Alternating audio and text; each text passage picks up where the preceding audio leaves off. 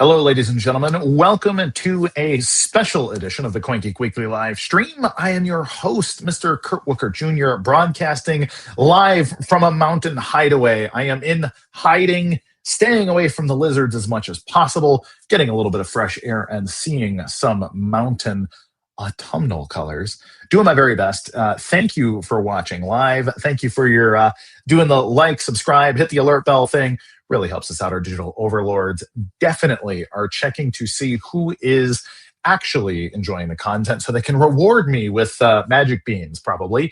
So I appreciate you, everybody. If you could share this show around right now, this is going to be a live Ask Me Anything show. So I do indeed need you to be participating in the show. The guest today is you. So I'm here to answer your questions. I'm here to talk about whatever it is that you want to talk about. So if you have a conundrum in your life that you can, you only need me to solve, only Kurt Wuckert Jr. can solve live on the air for CoinGeek.com, well, now is your opportunity. It is going to happen, and there's nothing anyone can do about it. That is, of course, unless there is some sort of unfortunate circumstance with my my other stuff, the typical stuff that you might see, the problems of the internet. But I think we're doing okay.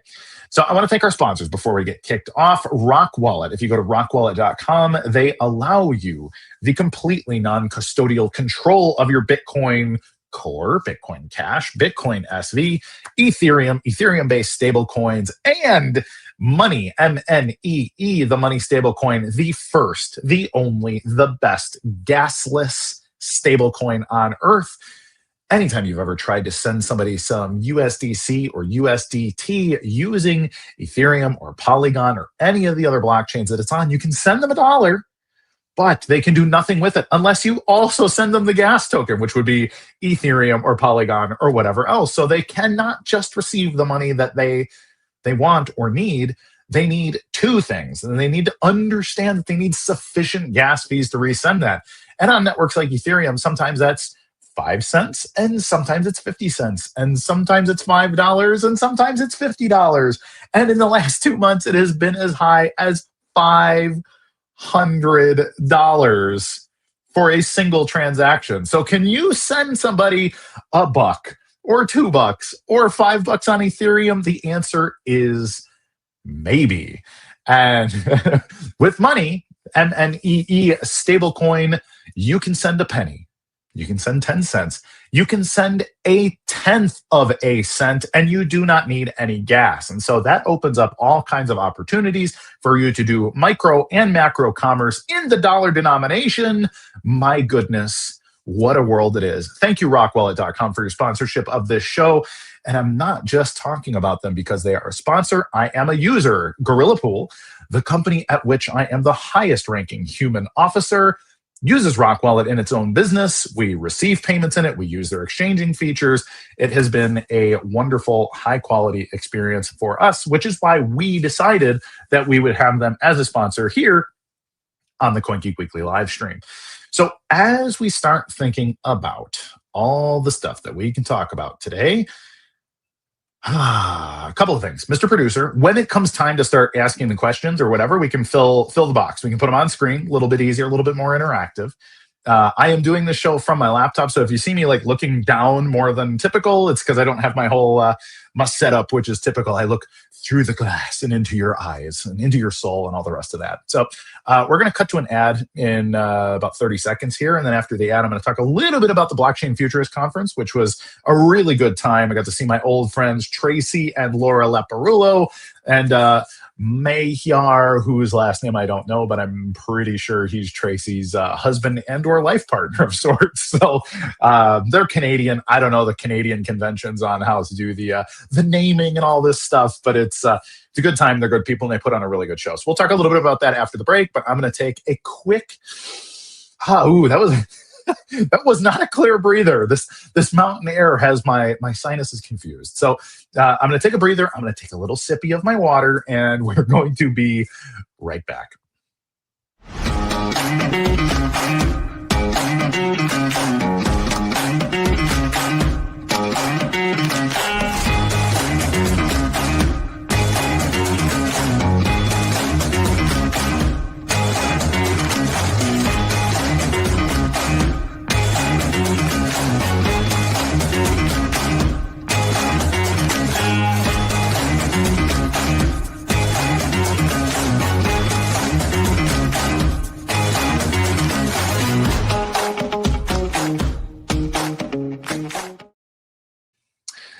All right. So if you want to read about my experience at Blockchain Futurist Conference, you can absolutely do that. And I did not pin it, but I think it's my most recent post or two on x.com.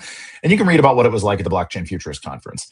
And I start out talking about how this is not my first Blockchain Futurist Conference. In fact, back when I was Kurt at CryptoTradersPro.com and all of that jazz, I went to a Blockchain Futurist Conference in 2018 in Toronto.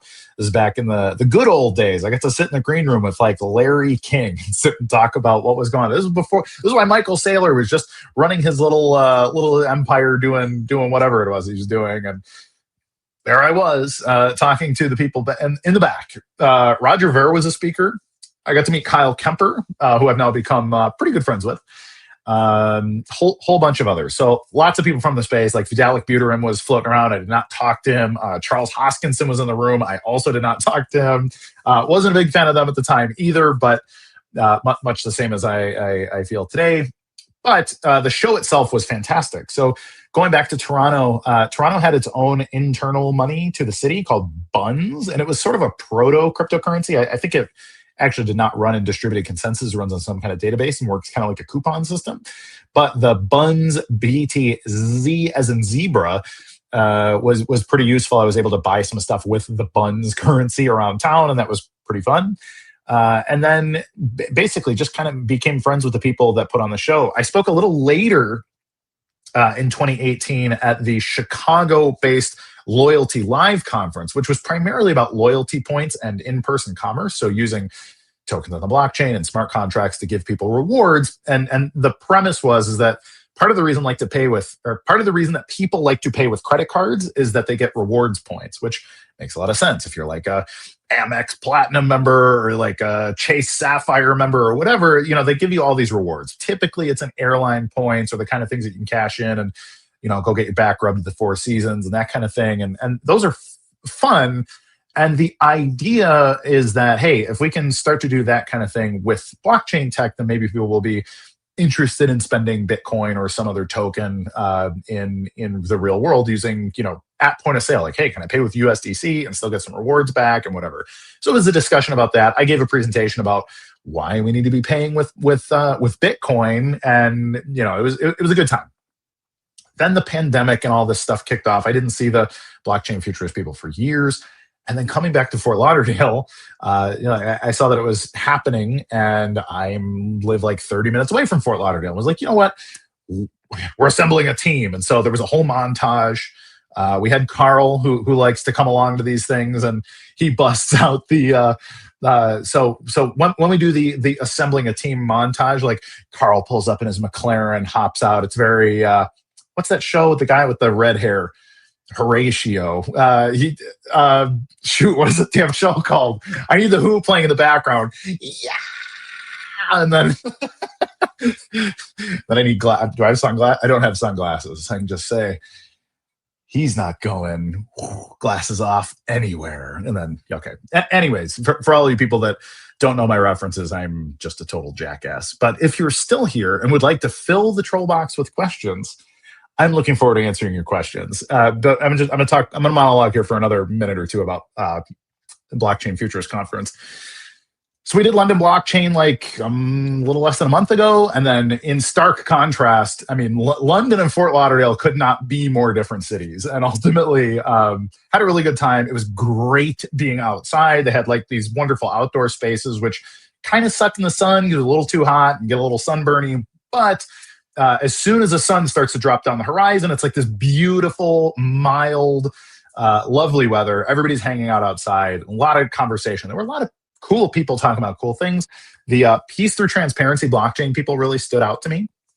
I talk a little bit about them in my article, but they're smart. They seem like the kind of people, me being like a BSV maximalist, I look at them and say, ooh, okay, they're competitive people. Now, we didn't go into the technicals of their blockchain. I don't know, the scalability and all this other stuff. But what I did understand is just how much work they've put into like regulatory compliance and making things legal in jurisdictions that really matter. And so they base their company and their foundation and their stuff in Singapore, which makes them instantly neutral. It gives them access to basically anything that's part of the Commonwealth of the UK, which is like half the planet. and really good stuff all around. So met some good people, got to catch up with Tracy and Laura and Mehar, and had a really good time. Oh, it just occurred to me, CSI Miami. That's the damn show. So every time I pull like a human hand out of an alligator's mouth, you gotta just say like, well, let's give this guy a hand, and then they play the Who music and whatever else. So let's start taking some of these questions. I can see some of them flowing, as it were. But Mr. Producer, let's start putting them. Oh my God, how could this start without messy times? Indeed, sir. Hey, I'd love to have you back on anytime. Christopher Messina, one of my favorite guys in the whole world. He has more experience than almost anybody I know on more topics. So I like to think of myself as something of a Renaissance man. And Christopher's always like, oh yeah, I went there and I knew him and I shook their hand and I climbed that mountain and everything else. And so he's one of those guys that's done a little bit of everything and been a little everywhere. So, Christopher, thanks for tuning in. Thanks for your comment. Let's start in with the questions. Kurt, could you have Calvin Ayre or some representative from N-Chain on to explain, among other things, how Kristen Ager-Hansen came to be hired? That is a very spicy question, and frankly, above my pay grade. As far as CAH goes and all that stuff, I don't know. Couldn't tell you. The dude's, I don't know. I don't know what you know about gnomes, but if you get into Scandinavian mythology, this question starts to answer itself. So be careful out there, everybody. Basic question from Longshot Louis, and I'm not dodging you. I just honestly don't know, Reed, so I really can't speak on it.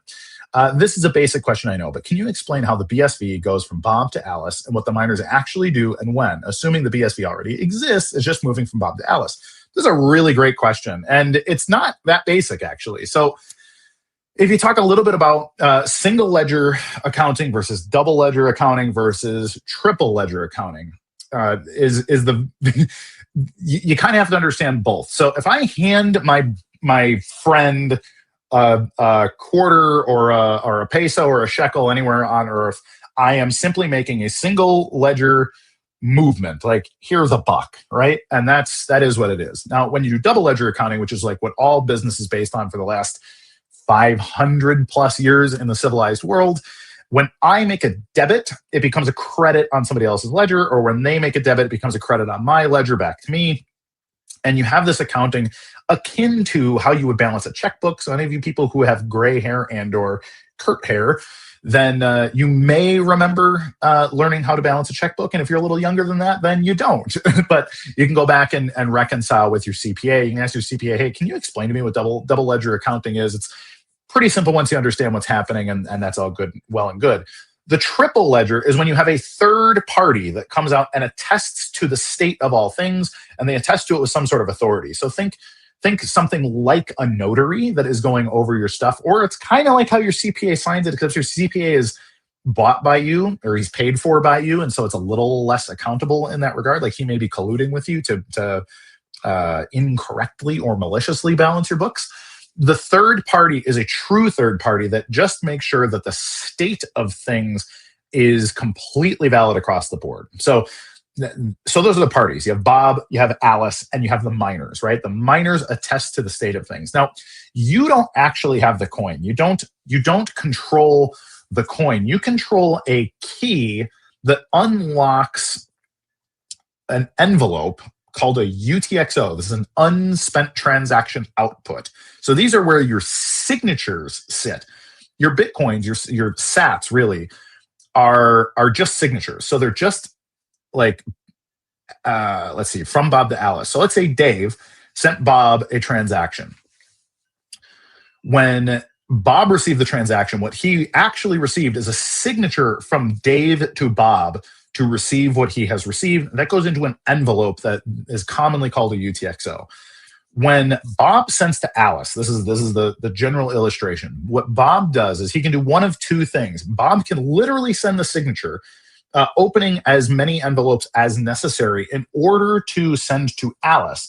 Alice receives the signatures that are Bitcoin. So Bitcoins are signatures on a ledger.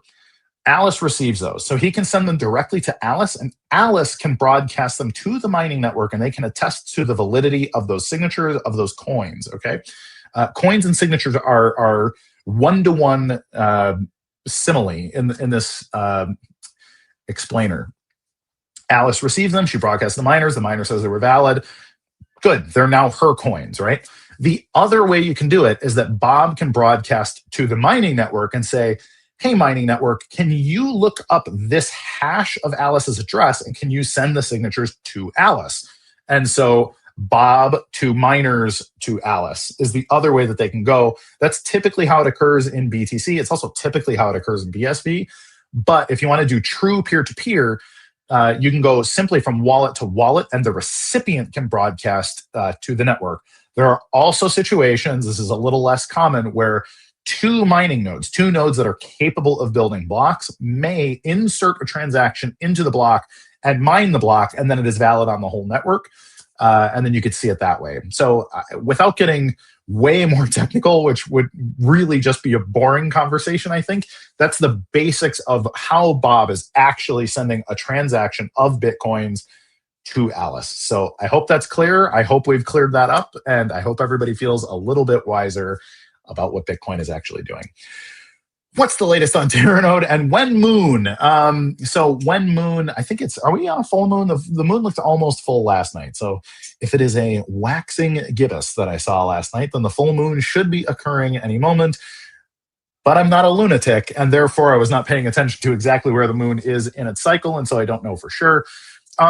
Latest on Terranode, so stuff is going really well. It's publicly released. You can go audit the code yourself. You can commit to GitHub right now if you have a suggestion. So even if you just wanted to help with documentation or the way something is phrased, you can do that. You can be a contributor to Terranode today. It is public in a public repo. It is source available, and we would very much appreciate your contribution. Gorilla Pool is contributing pull requests now to the public repo. We were working in the private repo as well when it was still in active development, but now it is a public project. So if you want to join, you want to make suggestions on how to make it better, faster, harder from a security standpoint, that would be very much appreciated by the team at BSVA, who has done a bang-up job.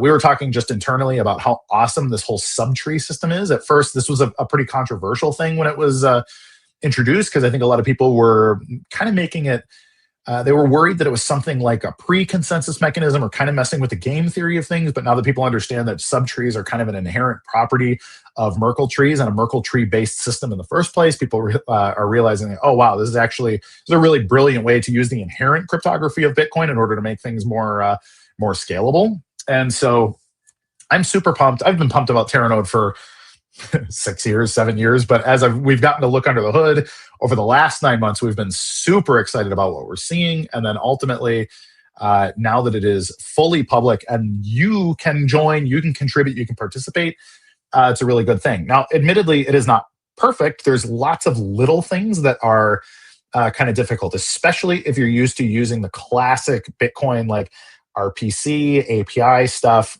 Your basic peer-to-peer network communications are very different in Terranode. And so if you were using an SV node to, let's say, feed UTXOs and other data to your wallet, a la basically the way Rock Wallet or Handcash or some of these other people might be connecting either directly to a node or to some miner-based API, those sort of API connections are quite different. And so they're quite a bit less mature than people might be used to. And so people that have experience in designing middleware or other systems designed to connect databases and networks to each other, like those kind of people would be really appreciated. So if you have some kind of high-level database expert or networking expert in your life who would like to contribute to a life-changing, world-changing computer science project, it'd be really cool if you bring them in and have them look at the Terranode project too.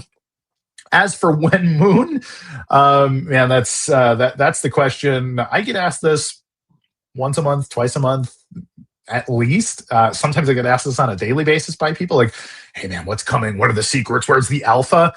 I don't know, man. The fiat economy is crazy. The crypto economy is even crazier. And part of the reason for it is we just can't get past the fact that Tether just is a gigantic counterfeiting operation. Like if I were to come up with $1 trillion out of nowhere and I didn't have to attest to where it came from and it was all digital, I'd be the bad guy. And for some reason, when Tether does it, they get to put a guy in the Treasury Department at the White House, and they get to have like really cool places in the Bahamas, and they get to be everybody's best buddy. And that makes me very concerned. And so I think if you were to take Tether and all like wash trading, insider trading, and weird market makers out of the system, I think the prices across everything would look very, very different. And that's across the board on BTC trading, Ethereum trading. This is all your DEX trading and all this stuff too. Like a lot of the smart contract trading and stuff that happens on Ethereum and Solana and other similar places. Things would look very different.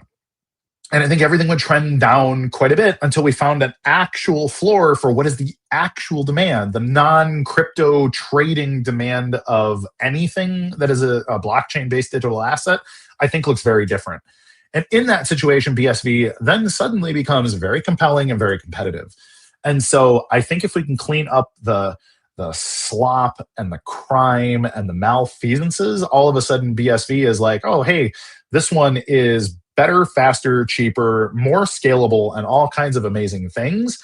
And like, that's great, right? So anybody that's ever heard a pitch about a blockchain and why a blockchain could make something better than it was before, BSV is the best one. And it's what, $20 to $25 today?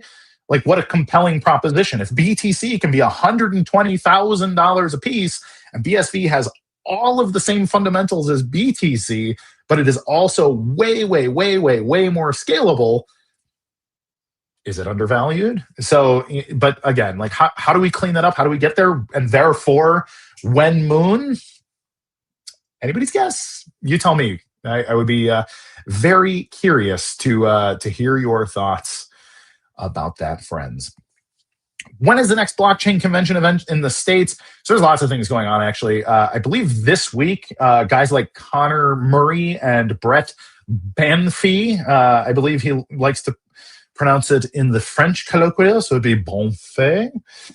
He is, that's not true at all. He doesn't ever say that. But they're at Mining Disrupt, which is, I think, in Houston this week, which is pretty cool. And then I will likely be attending in January the We Are Gonna Make It conference. So I'm going to need Carl again to strap into the saddle. We'll bring Chad and Steve out, my camera and lighting guys who are absolutely bonkers. Frankly, we should have a behind the scenes show on what our crew is like, because good grief, you have no idea how much fun it is to go to these conferences and have a good time. And frankly, people let us in because we just look like this motley crew of crazy, but then our content comes out and they're like, oh wow, you guys are great. So Chad and Steve both have, they've got experience, like Hollywood experience. They've worked for Disney and all kinds of other people doing lighting, sound, camera work. And they're a lot of fun. So we will see you at the We Are Gonna Make It Miami conference. I believe it's January 20th. So stay tuned for updates. We're going to keep you entertained. That's the goal here.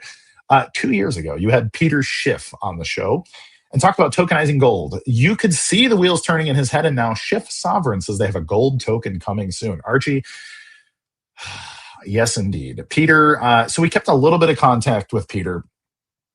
And here's the problem with Peter. In a very basic sense, I like Peter. I've been a Peter Schiff fan for a long time. And that was one of my grail interviews. Like, I have wanted to talk to Peter Schiff for about 20 years. He was Ron Paul's pick to be, I think it was Treasury Secretary when Ron Paul was running for president. He was like, hey, we're gonna put Peter in charge of this. We're gonna bring sound money back to the United States. And that's been about as successful as closing a single military base around the world at all, or saving a single dollar. We are now $35 trillion in debt and a whole bunch of other stuff. But Peter is a lot more of an entertainer than people want to believe. And so I think a lot of what he does is very specifically for the Peter Schiff brand. Peter Schiff is more of a personal brand than he is his own person. And I don't say this as a criticism necessarily, but I want people to understand that Peter is not like day-to-day running Schiff Gold and these things. Like, it's a broker for these things. And I think there's a good chunk of his Bitcoin shtick that is just for marketing. He actually put out an ordinal project at least a year ago. It's probably a little more than a year old right now, on BTC as well. And, you know, Peter has a lot of really smart things to say. He is not a fool in any regard.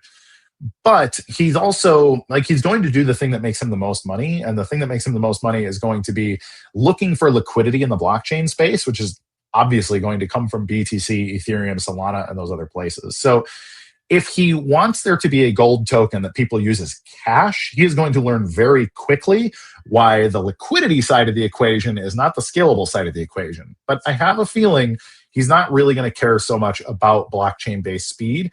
And so he is very much going to want to base things on liquidity because that's what's going to make the most sense for his business. And if those things don't scale, he only needs to pretend things are happening on the blockchain, maybe settle once an hour, once a day, once a week to the blockchain to just kind of say, hey, it's a blockchain project. But I would guess he would be very happy to just have things run in his own Shift Gold database or whatever the heck he wants to call it. And then ultimately manage it the way that you would manage an internal banking application or Cash App or PayPal. Like, I think it would probably run like that. And it'll have some kind of a like, hey, and it's a blockchain app. Hey, isn't that great? Because he knows that will bring up like good marketing. People say, oh my God, we got him. Peter's becoming one of us. And that's just not the case. Peter thinks Bitcoin is a foolish idea. I did indeed convince him that BSV, properly scaled and properly integrated into the economy and therefore capable of doing gold tokens on the blockchain would be a good idea. Now, that was fantastic. I'm the blockchain guy that got Peter Schiff to agree that if these things could happen, and they can, by the way, that a blockchain would be a good idea. But that was a rhetorical victory. The real victory is when Peter is forced, because he wants things to run completely on a blockchain, to move things to BSV. And when does that happen? Your guess is as good as mine. I don't know, don't have any insights. He certainly hasn't called me to discuss it. Can't wait. Let's bring it up. Got another one. Yep. Carbon Craft. Can't wait for blockchain to be more widely used so BSV can come out on top. There is literally nothing else. It's funny. I said this a bunch of times over the last few days. So the Blockchain Futurist Conference is a really good example. They're primarily Ethereum people. Good people. A lot of people with good ideas. And that was really the most encouraging part, is a lot of people really wanted to see something groundbreaking. They want to disrupt things. They want to change the world. They want the world to be a better place, a freer place, a more transparent place. They want individuals to have more self-sovereignty because they love the technology. They see the vision. They see what this is capable of. But so few people are technical enough to understand these limitations. But when you get to sit and talk to them, when you get to say to the people designing some really cool business on Ethereum, and I get to tell them, hey, I've been here a long time. I watched everything from Crypto Kitties to the Gnosis ICO. I watched the EOS. I'm going to go from ICO to a functioning network to raising $4 billion and then to completely falling apart based on governance issues that turned into a gigantic civil war and forking into another, 2 or 3 blockchain projects that all hate each other and all, again, have no liquidity because they split the community over bickering. And this is the problem. This is consistently the problem with like libertarian self-government, which is kind of a fundamental aspect of coming to consensus, is that you are asking people to come together to make decisions together that are for the good of everybody. And in a world where we have a single blockchain, where like Bitcoin is used by everybody, that works out and losers lose, and then they fall back into line and rejoin the party. But it's so easy to split the database, give everybody an airdrop token, and start your own network that's like a whole lot better because it does one little niche thing. And just given the nature of the personalities of entrepreneurs and libertarians and everything else, you just keep splitting it up. And guys like Amaury Sachet were famous for saying, everybody wins when there's an airdrop. Everybody gets free Bitcoins, essentially. And time has shown us that it's not the case. We actually all lose. Like, you spread out, you get what's called brain drain, because some of your smartest people are going to go this direction and some of your smartest people are going to go this direction. And instead of working together, now you're kind of working against each other, and you're competing in a way that doesn't make a better end product for the end user, because you start to split into a totally separate economy. And I often give a church analogy. Now, if you look at like the Roman Catholic Church, which is the largest group of people who call themselves Christians, right? If you go real early, you had the Eastern Orthodox Church split off. There was problems between Greece and Rome, and so they split churches. Now, the Greek Orthodox have split into various factions of other Orthodox, and then your Roman Catholics have split into other groups of Roman Catholics, or Irish Catholics, or whatever. You had the British split off and created the Anglican Church, or the Church of England. You had the Germans split off, and they created the Lutheran Church, which, funnily enough, thought of itself as a Catholic church until the death of Martin Luther, when they finally said, okay, look, we're a totally different denomination now. And I could go into like 100 different, I can go into about 10 different major schisms, but truly there's hundreds, if not thousands of denominations. And truly the difference between Presbyterians and Mennonites is like, what clothes do you wear? What instruments are you going to play when singing to Jesus? And those types of things are pretty trivial in the grand scheme of things, when the real goal is to build the kingdom of Christ on the earth. Like, that's the broad goal. Just like the broad goal of Bitcoin is to completely disrupt fiat money distribution, central banking, commercial payments, commercial and government identity systems, tokenized assets, all these things. We're talking about trillions and trillions of dollars of disruption, and people are arguing about how 5 transactions per second is better than 100 transactions per second because digital gold and blah, blah, blah, blah, blah, blah, blah, blah, blah. And it's the exact same thing. If you talk to a non-Christian about the trivial differences between various denominations of Christianity, you seem like a crazy person. And it's the exact same way for people that are not technically inclined or some kind of macroeconomist when you start talking about the difference between, say, Bitcoin Core, Bitcoin Cash, Bitcoin SV, Zcash, and Litecoin, and all these things that are essentially Bitcoin forks. People start saying, like, you guys all sound like essentially the exact same thing. Why are you fighting each other instead of working together on changing the world? And so it's just a gigantic pain in the ass. But I think, and this is my goal, that if you just keep explaining to people how a blockchain can disrupt things and why it is a good thing, people will want to participate in that revolution. And if they want to participate in that revolution, they will eventually make their way back to, Satoshi Nakamoto came up with a really good idea called the Bitcoin protocol, and it's only available on BSV. BSV is the only living implementation of the Bitcoin protocol, and therefore it scales to the whole world. It's in distributed consensus. Proof of work makes it that it is a viable decentralized system to fulfill these promises that are given when any one of your friends starts talking about blockchain. So pick your influencers from any one of the thousands of blockchains that exist, and ultimately their good ideas will eventually exist on the only network that can scale, or, and this is a pretty big or, but it's something to be considered, or we all lose. We can all lose this. If we bicker too much, we just schism out until we all fail. And so that's something that we all really need to deeply consider. Think of my producer. You're killing me. So he's shaking his head at me. No, impossible. Like I'm gonna fight about my one little detail. That opcode. If we don't have that op, you know what? Screw you. We're gonna go live on an island. So, all right, let's take another one. Does Handcash use the BRC100 protocol, and will an app built with Handcash be able to integrate with all the other wallets? As of right now, the answer is no, and I don't know. I've heard rumors that they are looking into it, considering it, etc., but nobody at Handcash has confirmed to me that they're going that direction. I can tell you that Gorilla Pool and sort of its adjacent parties are contributing to Yours Wallet, and Yours Wallet is upgrading to BRC100 compliance because we believe that it's a good idea.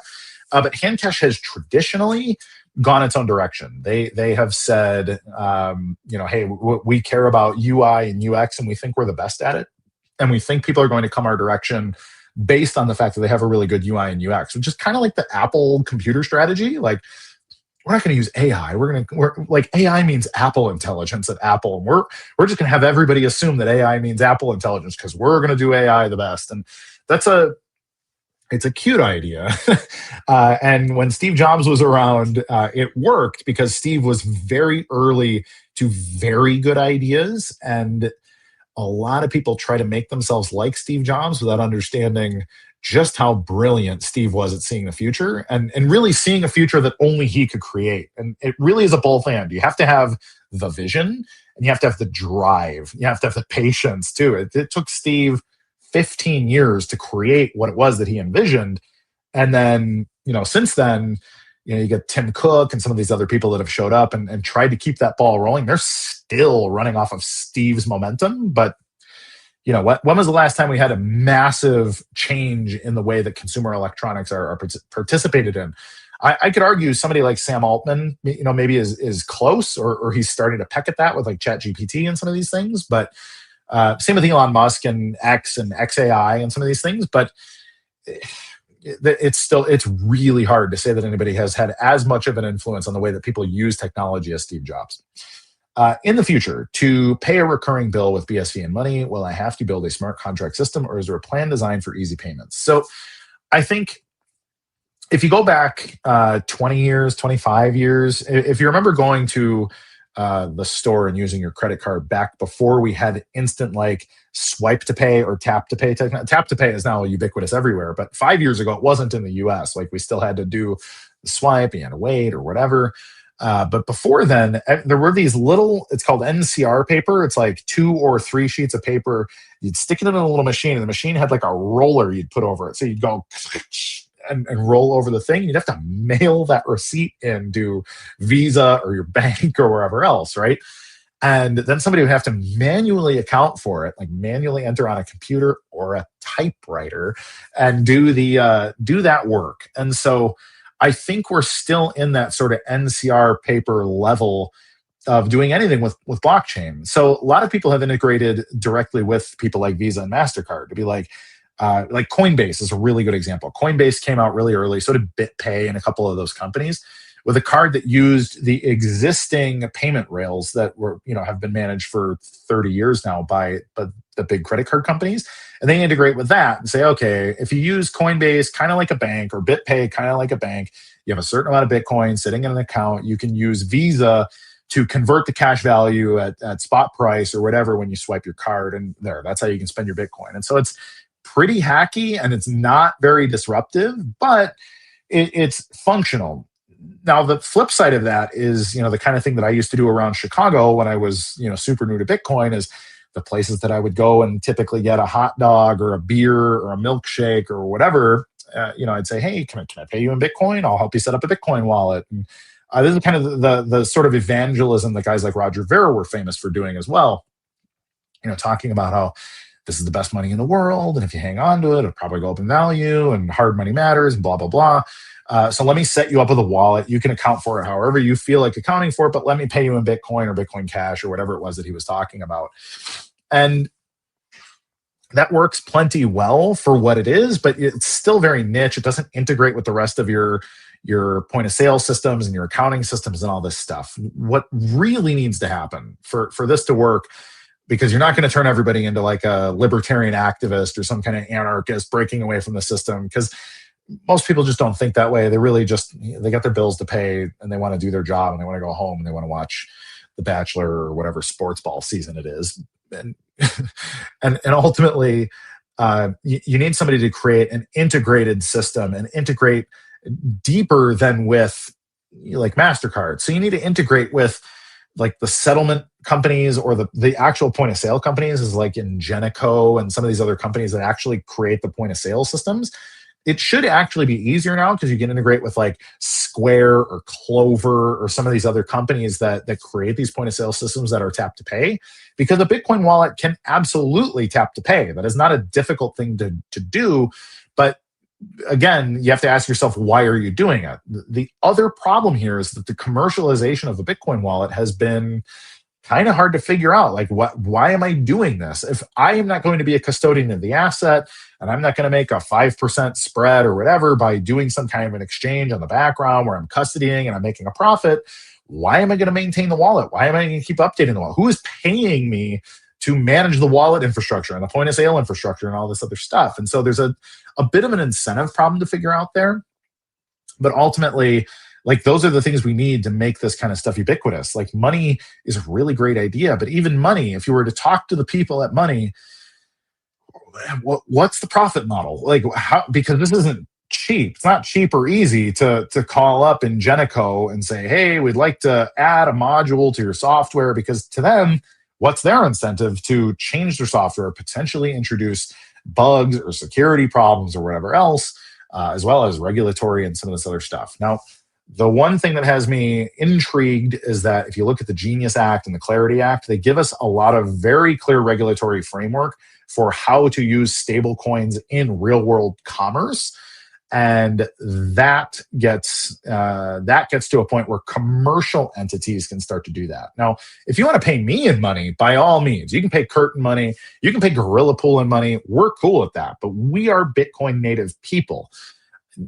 Trying to get like Target or Walmart or somebody, like, those are behemoths. They're going to move at the speed of an ancient ship with sails on it. So to turn the sails to make this kind of thing happen, they need you to do a lot of that upfront legwork and explain to them a very clear value proposition as to why they need to change their systems in order to adopt your stablecoin. Are you going to bring in another 10,000 customers that wouldn't have shopped with them otherwise? Or is it just going to be you talking to some 15-year-old cashier about, like, all right, well, I want to pay with money and here's my Rock wallet and this and that? Like, it's got to be better than that. And I'm not really sure how to get there. How do one-set ordinals work? E.g., with money, is every cent a Satoshi? In such a case, if all the world was using Bitcoin on CBDCs, would the Satoshis run out? So essentially, yes. The one-set ordinals protocol, or really the ordinals protocol in general, uses a technology that you could call a colored coin technology. And so what you're doing is, let's say you take a quarter, right?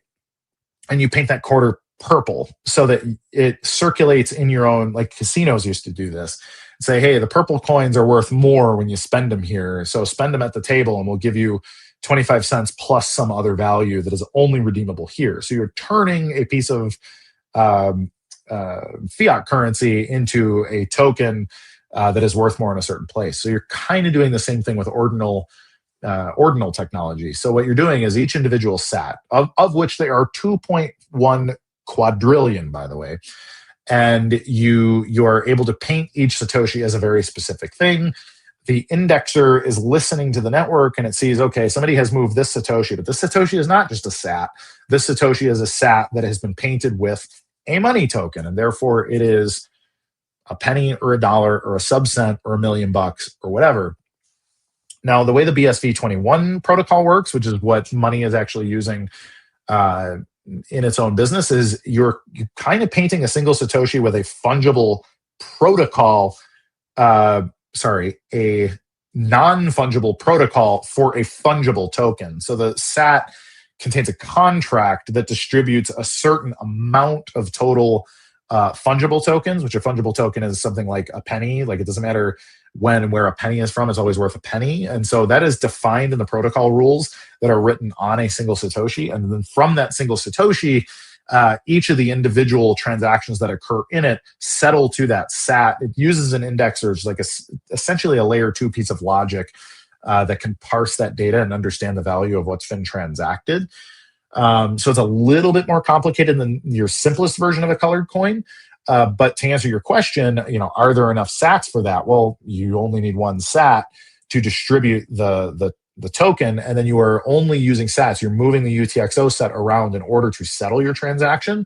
But the total number of your fungible tokens using BSV21 is essentially unlimited. So yes, you're using sats to finish the exchanges, but those exchanges are just making ledger entries, but those ledger entries are not consuming. So if you had $1 trillion, for example, on money, you're not consuming 1 trillion sats in order to use them. So you kind of get this endless possible supply of money with BSV21, which is part of the reason why I'm so supportive of it as a protocol.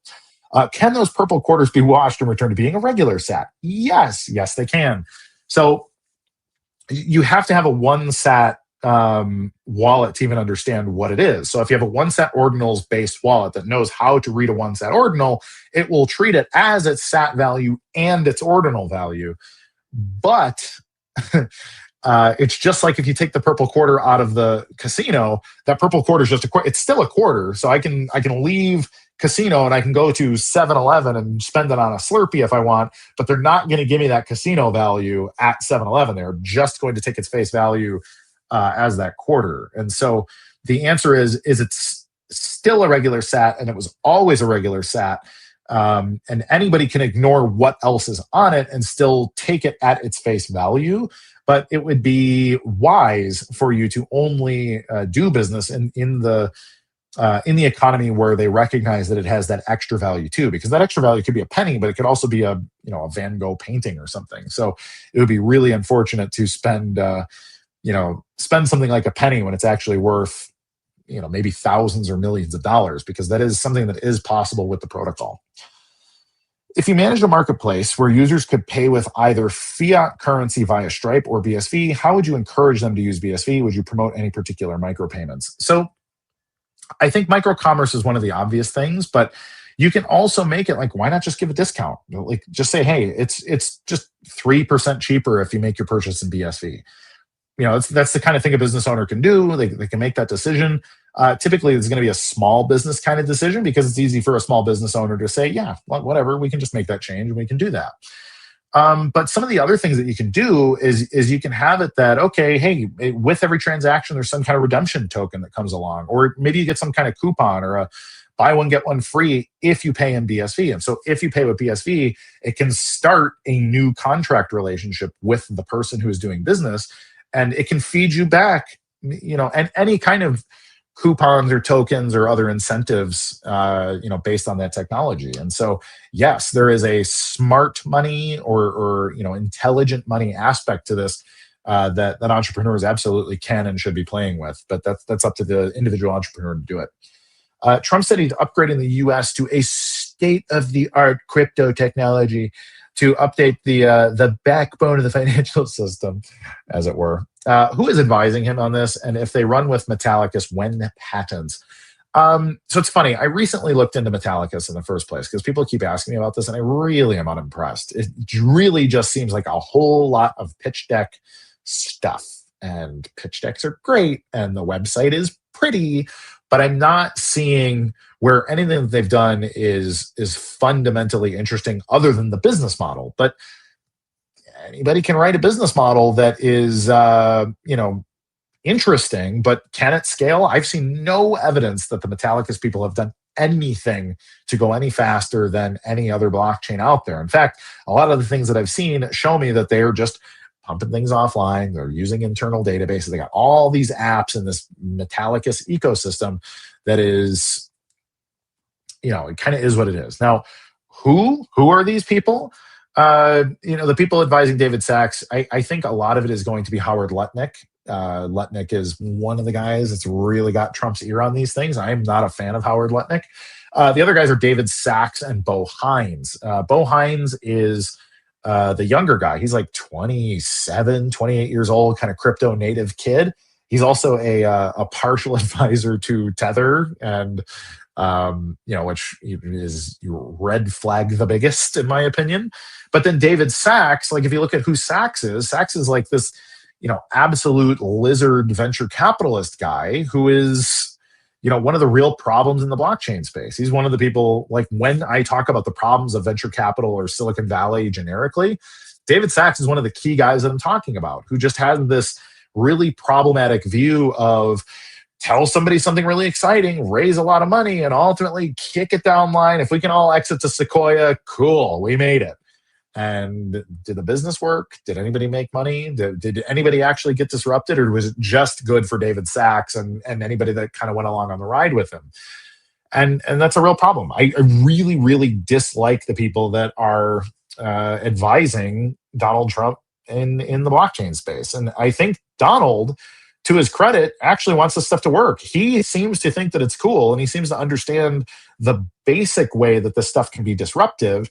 But then the people talking in his ear are, you get people that have been successful in the space, and the people that have been successful in the space have largely done it by being, marketing experts at the very best to absolute criminal scammers at the very worst. And where do we go from there? It's just it's not a great place to really start the conversation. And frankly, we got to do better. So that's how I feel about it. Is it better to incentivize customers using BSV or just set up the business to automatically convert payments to BSV? I really think it depends on the individual entrepreneur. There are some people that would want their payments to convert because they want to hold the asset themselves. But if you think about it, imagine trying to tell somebody why something is a really great idea, but you should also be giving that great idea to them, right? So it's like, hey, you should have BSV, so give me your BSV, right? Like that's two sentences that are kind of in conflict with each other. I think an interesting way to do it would be, hey, how would you feel about receiving your change back in BSV, right? Like, hey, just get a little bit. And a little bit just in case might be something that is a good thing for you. So like as far as incentives go, I really like the idea of having like tokenized coupon or tokenized incentives that aren't the asset itself, because I think of BSV as a type of fuel, right? Like oil is valuable. I wish I had a lot of oil, but oil itself is, it's difficult to store and whatever, right? Like I want to have I want to have the base asset in a place that I can store it. Now, Bitcoin is cool because you can store $1 trillion worth of it in your pocket, but you're still holding on to this base asset that is kind of volatile and whatever else. This is why people created like futures trading and derivatives and some of these other things. And so as far as incentives go, like, sorry, people want to account for stuff in fiat. People think in fiat numbers, which is what we've seen in Bitcoin anyways. And so I think a fiat incentive or just a coupon back, like if I go buy a slice of pizza and they say, hey, cool, you want to sign up for our thing? And if you buy 5 slices of pizza, you get one free. Like, yeah, give me the card, hit my punch card. And so just make it a digital punch card because that's the thing. I lose my punch cards all the time. And I think it's now Stripe has some kind of incentive program or like a loyalty program, for example, like Stripe and Cash App and some of these other people have a loyalty program built into their cash registers now too. But imagine if that loyalty program was more universal or more useful in some way. Like, hey, what if your loyalty program allowed you to then get points back on anything in the universe? Like, that's the real power of it. But it also requires a lot of coordination to do well.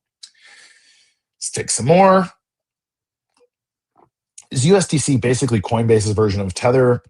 Are their holdings more trustworthy? The short answer is yes. It's a joint venture between Coinbase and Goldman Sachs, which may make you feel better or worse about it, depending on your disposition. But yeah, I don't know. Is it better?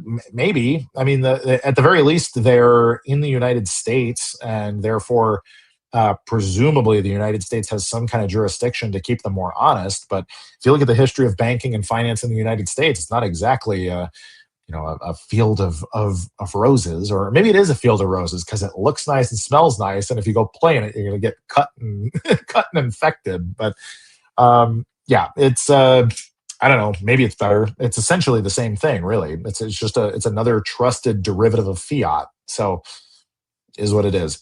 I think Amazon is the most likely early adopter due to it being Bezos's baby. Maybe. I think Amazon is more likely to push out an Amazon stablecoin. Now, like that Amazon stablecoin could and should be on BSV. Like if they wanted it to be in distributed consensus, that would be awesome. And frankly, Amazon would be a really good company to say, hey, bank with us, use Amazon dollars, put those Amazon dollars into some kind of a smart contract, stake them essentially, like earn a little bit of extra interest. So I think Amazon really, if they're being smart, like Amazon has already turned into more of a logistics company than they have a retailer, right? Like most of the money they make is based on the fact that they have a really strong grasp on like internet management and logistics management for shipping, right?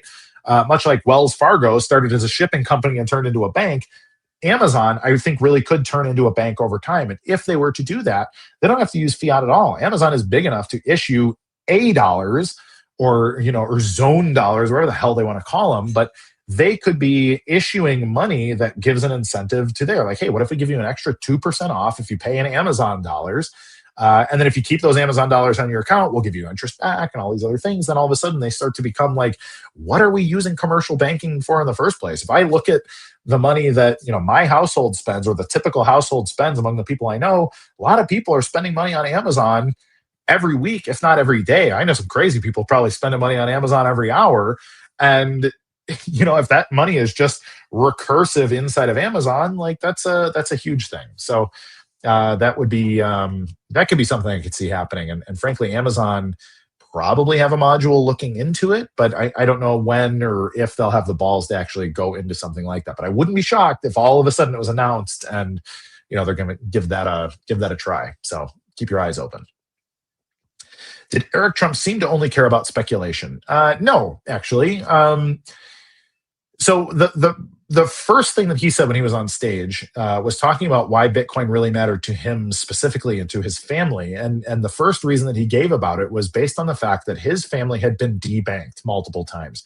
So he talked about how, I think he said Bank of America and JP Morgan Chase both cut off bank accounts of the family. So presumably he's talking about Don Jr. himself and some of the other people in the family, simply because of the MAGA movement. So the Make America Great Again, the way he said it was, if you were wearing a red hat, you got debanked. And that was a big problem for them, obviously. And so then he went into like, hey, Bitcoin can't be stopped. They cannot take away or shut off my Bitcoin holdings, and that allows people like me to be able to do business despite the fact that we are political rogues, we're politically inconvenient, or that people would like to silence us by financial censorship. And so that was where it started with him, which I really appreciated. He did talk about digital gold and some of your typical like, yeah, man, it's going to go up forever because it's provably scarce and blah, blah, blah. And gold's not as good because if gold gets too expensive, we'll start to, break up concrete to mine the gold out of the concrete. Like if gold was $50,000, it would make sense to start remining concrete for gold dust. And he's right. Now, as for, where he's at on Bitcoin, a lot of people, they really care about Bitcoin fundamentals for their own reasons, right? Like, they see Bitcoin for what it is because it makes sense for their business. And Eric Trump is one of those people that saw that in BTC. So he's mining BTC. He made a joint venture with Hut 8 Mining. And they're doing pretty cool stuff, frankly, because they're getting themselves adjacent to the energy industry. And I think if you were to have a serious conversation with him about the Bitcoin Civil War and why BSV matters, I think he'd be interested. He seems like an open-minded guy who's very passionate and knows what he believes and why he believes it, but he has an open mind enough, presumably, to see why there are problems with BTC. And so the other interesting thing is that the company also joint ventured with a company called Griffin Mining, and Griffin Mining was running BSV nodes until very, very recently when they seem to have dropped off. But Griffin's an interesting company that is worth looking into in their history with BSV, which is mostly quiet. So that's the top of the hour. I'm Kurt Wuckert Jr. We're actually going to record. We should record for Rad TV. We're going to get super spicy because it's just the Kurt perspective on things. So if you have not watched, if you're not a Rad TV subscriber, you should subscribe to Rad TV to see the extra spicy, super censored version or uncensored version of the show here at the CoinGeek Weekly live stream. So I'm Kurt Wuckert Jr. Everybody, it's been a pleasure. Thank you for joining me. Thank you for your questions. Thank you for tuning in every week. Your subscriptions mean the world to me. They give me something to do every Tuesday. And next Tuesday, I will be back in my office. I will be where I usually am. And I'm looking forward to talking to you next Tuesday at 2 p.m. Eastern Standard Time. So again, like, subscribe, hit the alert bell, and be good to each other. Because if we can't be good to each other, then the rest of it, none of it, is worth a damn anyways. I will see you next week. Kurt Wuckert Jr. saying goodbye.